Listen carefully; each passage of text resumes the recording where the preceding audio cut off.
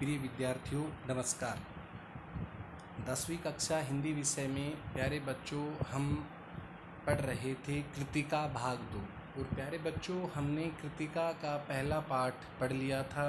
हमने जूम के द्वारा आपको पहले पाठ के प्रश्न भी समझा दिए थे और हमने आपके सामने प्रश्न उत्तर आपके पास नोट्स के द्वारा भेज भी दिए थे। प्यारे बच्चों दूसरा हमारा पाठ जो है वो हमने पढ़ाना शुरू भी कर दिया था जूम क्लास के द्वारा। हम सारा ज़्यादा काम जूम के द्वारा कर रहे हैं, लेकिन फिर भी मैंने उचित समझा कि एक वीडियो के द्वारा मैं बच्चों के पास भेज सकूं। तो प्यारे बच्चों हम कृतिका भाग 2 का दूसरा पाठ पढ़ने जा रहे हैं। दूसरा पाठ है जॉर्ज पंचम की नाक। जॉर्ज पंचम की नाक। प्यारे बच्चों कमलेश्वर जी द्वारा रचित ये पाठ। तो एक बार आओ हम सब मिलकर कमलेश्वर जी के बारे में जानते हैं, समझते हैं। उसके बाद एक बार फिर हम पाठ पर आएंगे। कमलेश्वर का जन्म सन 1932 में मैनपुरी आज़ादी से पहले उत्तर प्रदेश में हुआ। इलाहाबाद विश्वविद्यालय से उन्होंने एमए किया। दूरदर्शन के अतिरिक्त महानिदेशक के पद पर कार्य करने वाले कमलेश्वर ने कई पत्र पत्रिकाओं का संपादन भी किया, जिसमें सारिका, दैनिक जागरण और दैनिक भास्कर प्रमुख है। साहित्य अकादमी पुरस्कार से पुरस्कृत कमलेश्वर को भारत सरकार ने पद्म भूषण से भी सम्मानित किया। 27 जनवरी 2007 को दिल का दौरा पड़ने से उनका निधन हो गया। थोड़ी उम्र में ही नई कविता आंदोलन के अगुवा रहे। नई कविता यानी कि 1954 के आसपास प्यारे बच्चों नई कविता का दौर आया था, उसके बारे में बता रहे हैं। आंदोलन के अगुवा रहे कमलेश्वर की प्रमुख रचनाएं राजा निर्बंसियाँ, हुई हुई दिशाएं, 16 छतों वाला घर, जिंदा मुर्दे, कहानी संग्रह, वही बात, आगामी अतीत, डाक बंगला, काली आमदी और कितने पाकिस्तान, ये सब उनकी जो है ना उपन्यास थे और रचनाएं थी, कहानी संग्रह थे। प्यारे बच्चों इसके बाद में उन्होंने आत्मकथा, यात्रा वृत्तांत और संस्मरण भी लिखे। ये सब साहित्य की विधाएं भी उन्होंने लिखी। कमलेश्वर ने अनेक हिंदी फिल्मों का टीवी धारावाहिकों की पटकथाएं भी लिखी हैं, जिस पर कथाएं कहानी जैसे कि आप देख रहे हैं सीरियल देखते हैं, वे बहुत सारे लिखे हैं। कमलेश्वर की रचनाओं में तेजी से बदलते समाज का बहुत ही मार्मिक मर्म को छूने वाला और संवेदनशील चित्रण है। आज की महानगरीय सभ्यता में मनुष्य के अकेले हो जाने की व्यथा को उन्होंने बखूबी समझा और व्यक्त किया।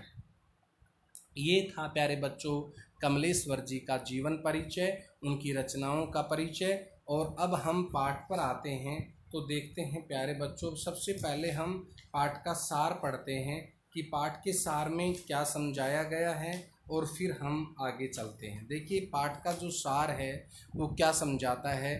प्यारे बच्चों देखो, जॉर्ज पंचम की नाक। हमारे समाज में नाक इज्जत का प्रतीक मानी जाती है। आप सभी को पता है कि नाक के कारण तो बड़ी बड़ी लड़ाइयाँ लड़ी गई हैं। हम नाक जो है प्रतिष्ठा का द्योतक मानते हैं हमारे यहाँ समाज में। इतना ही नहीं, नाक से जुड़े अनेक मुहावरे भी हिंदी में प्रचलित हैं, जिसमें नाक कटना। इससे पहले प्यारे बच्चों आपने शायद 6th क्लास में अगर नाक न होती एक रचना भी पढ़ा होगा आपने।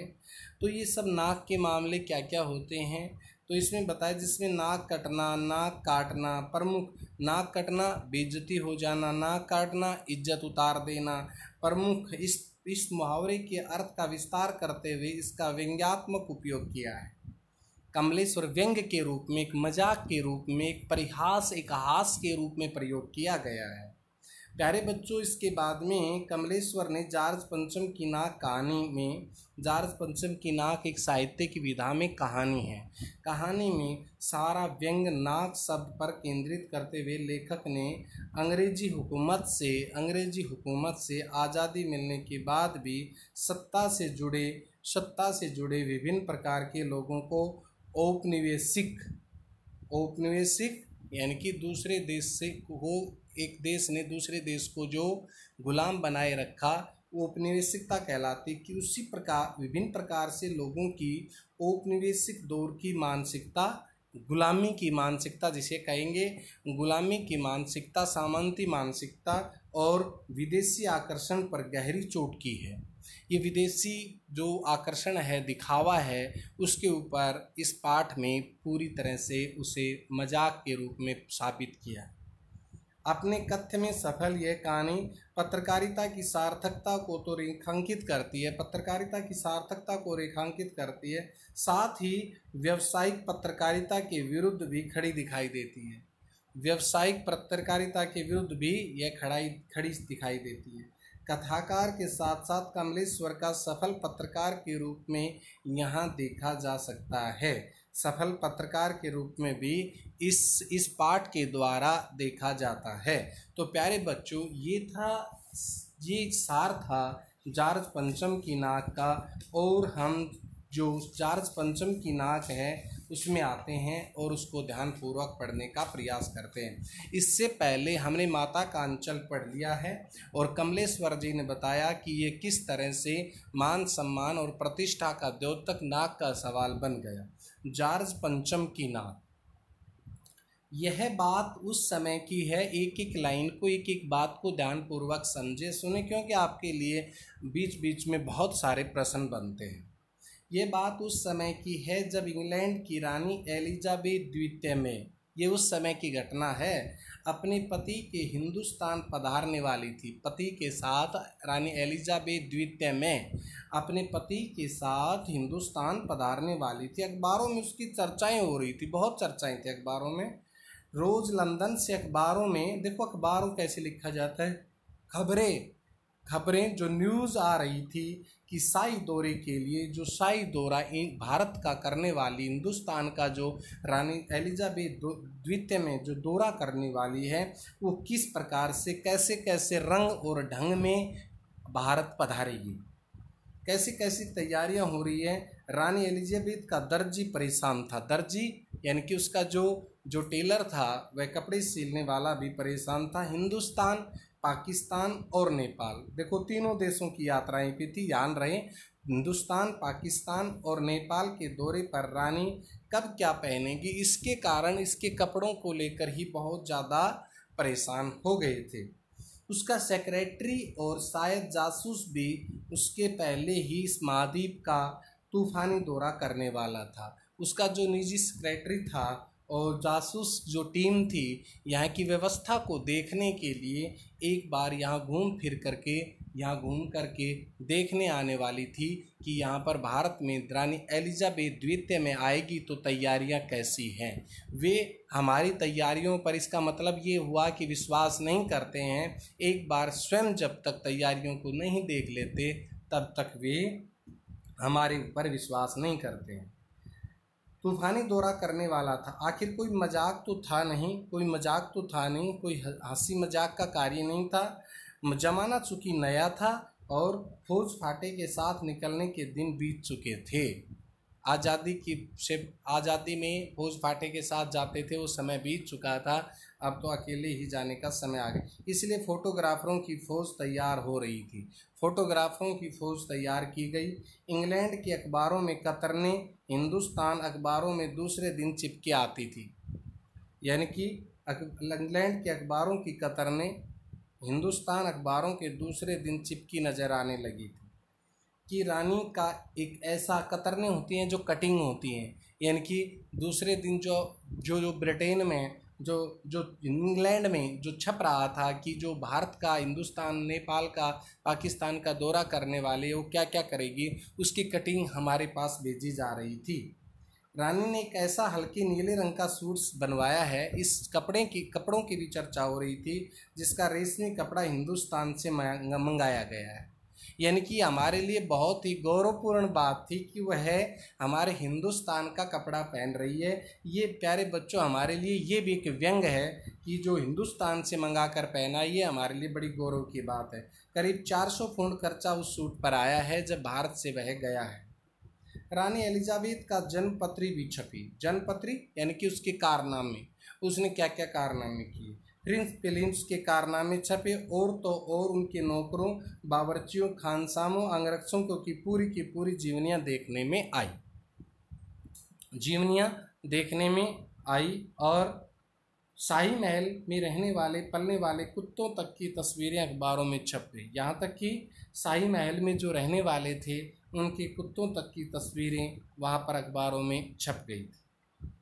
बड़ी धूम थी, बड़ा शोर शराबा था, शंख इंग्लैंड में बज रहा था, शंख इंग्लैंड में बज रहा था, यानी कि जो कार्य था वो इंग्लैंड में हो रहा था और उसकी गूंज हिंदुस्तान में सुनाई दे रही थी। यानी कि जो जो काम इंग्लैंड में हो रहे थे उनकी सब की आवाज़ भारतवर्ष में सुनाई दे रही थी। इन खबरों से यानी कि यहाँ पर दो प्रश्न आ चुके हैं प्यारे बच्चों कि जो रानी एलिजाबेथ का दर्जी क्यों परेशान था, एक तो ये प्रश्न, और रानी एलिजाबेथ के भारत आने पर किस किस प्रकार तैयारियां की गई, दो प्रश्न आ चुके हैं। ध्यान से सुने। दर्जी की परेशानी कि किस प्रकार के क्या क्या कौन सा सूट पहनेगी भारत, हिंदुस्तान, पाकिस्तान और नेपाल के दौरे पर। प्यारे बच्चों इसी प्रकार दूसरा भी यहाँ पर प्रश्न की तैयारियां कैसी चल रही थी, ये तैयारियों की बात चल रही है। यहाँ से 3 नंबर का प्रश्न बनता है। बड़ी धूम थी, बड़ा शोर शराबा था, शंख इंग्लैंड में बज रहा था, गूंज उसकी हिंदुस्तान में आ रही थी। इन खबरों में से हिंदुस्तान में सनसनी फैल रही थी। राजधानी में तहलका मचा हुआ था, राजधानी में बहुत बड़ा तहलका मचा हुआ था। जो रानी 5,000 रुपये का रेशमी सूट पहनकर पालम के हवाई अड्डे पर उतरेगी, पालम के हवाई अड्डे पर वह उतरेगी तो उसमें उसके जो किस किस तरह की तैयारियां होंगी, ये उसके लिए कुछ तो होना ही चाहिए था, कुछ अलग से होना चाहिए था और कुछ क्या बहुत कुछ होना चाहिए था। उसके लिए बहुत कुछ तैयारियां होनी चाहिए थी, जिसके बावर्ची भी, खाना बनाने वाले, अंगरक्षक, सारे के सारे पहले ही महायुद्ध में जान हथेली पर लेकर लड़ चुके हैं। उनकी शान शौकत के क्या कहने और उनकी शान शौकत में क्या कहने हैं। और वही रानी दिल्ली आ रही है। नई दिल्ली ने अपनी तरफ देखा, नई दिल्ली ने अपनी तरफ देखा और बेसाख्ता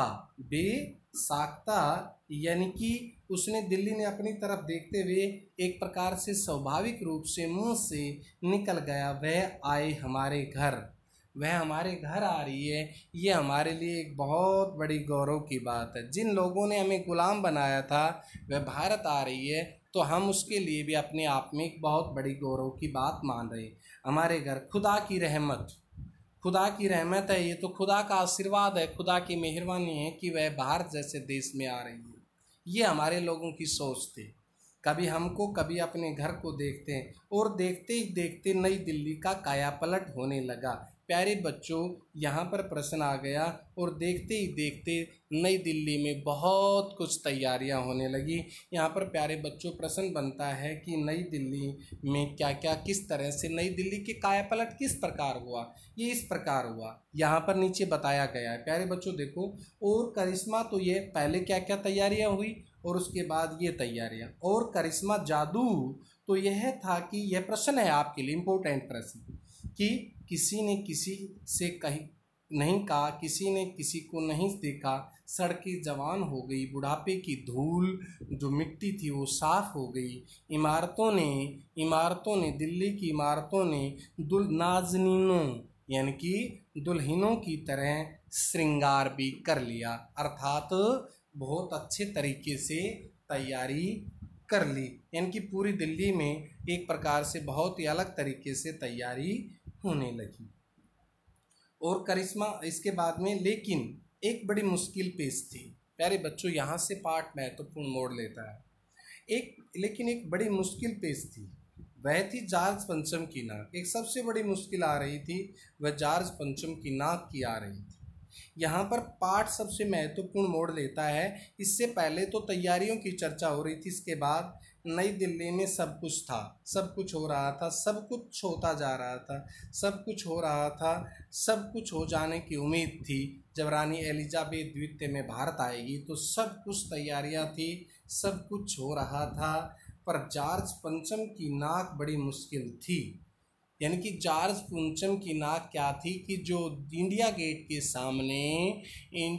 के सामने एक जॉर्ज पंचम की लाट लगी हुई है, शरारती तत्वों ने उसकी नाक को तोड़ दिया। लाट का मतलब मूर्ति, स्टैचू। उसकी नाक को तोड़ दिया और वह नाक लगाने के चक्कर में सब कुछ तैयारियां हो गई कि नाक किस प्रकार लगाई जाए। भारतीयों के लिए ये एक बहुत बड़ी मुश्किल सामने आ गई। नाक बड़ी मुश्किल थी। नई दिल्ली में सब था, सिर्फ नाक नहीं थी। सब कुछ तैयारियां हो रही थी, लेकिन नाक लगाने के लिए किस प्रकार से नाक लगाई जाए, यह अपने आप में एक बहुत बड़ी मुश्किल पैदा हो गई। एक नाक की, इस नाक की एक लंबी दास्तान है। प्यारे बच्चों, दास्तान होता है कहानी। एक इस नाक की बहुत लंबी लंबी कहानी है। इस नाक के लिए बड़े बड़े तहलके मचे थे, बहुत बड़े बड़े तहलके हुए थे नाक के लिए। बड़े बड़े लड़ाई, बड़े बड़े उहापों मचे थे। किसी वक्त आंदोलन हुए थे, बहुत बड़े बड़े आंदोलन हुए थे। और आंदोलन भी नाक के लिए, क्योंकि आज तक जितनी भी आप देख रहे हो लड़ाइयाँ लड़ी गई, महाभारत लगा दीजिए, रामायण लगा लीजिए, और भी हमारे जो हिंदुस्तान भारत में इधर उधर जितने भी लड़ाइयाँ लड़ी गई हैं, वे सारे की सारी नाक का सवाल बन करके लड़ी गई। आंदोलन हुई, राजनीतिक पार्टियों ने प्रस्ताव पास किए थे, चंदा जमा किया था, कुछ नेताओं ने भाषण भी दिए थे। ऐसे तो हो ही जाता है, मसला काफ़ी पेचीदा हो जाता है। गर्मा गर्म बहसें भी हुई थी, गर्मा गर्म बहसें भी हुई थी। इसमें अखबारों के पन्ने रंग गए थे, अखबारों के पन्ने रंग गए थे। बहस इस बात पर थी, इस बात पर हुई कि जॉर्ज पंचम की नाक रहने दी जाए या हटा दी जाए। बस समस्या यहाँ पर पेचीदा हो गई कि उसकी नाक हटा दी जाए या लगी रहने दी जाए।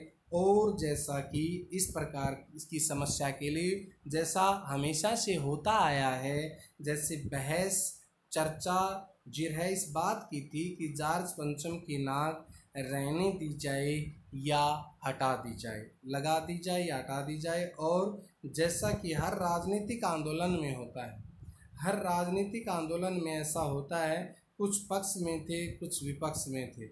कुछ बात पक्ष में आ रही थी, कुछ विपक्ष में आ रही थी। कुछ पक्ष में थे, कुछ करने के थे, कुछ विपक्ष में थे, और ज़्यादातर लोग खामोश थे।